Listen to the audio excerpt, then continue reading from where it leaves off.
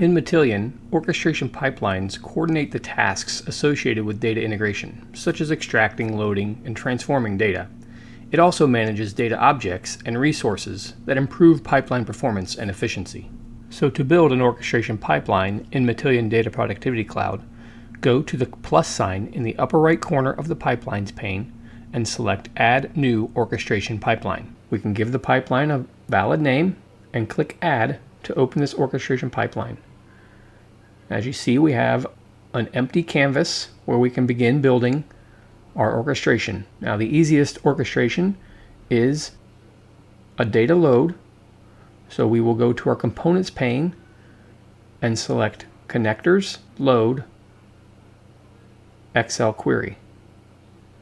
We can drag and drop that onto our canvas and connect the two components. Now we can click on the Excel Query component and configure the properties as necessary. And that's it.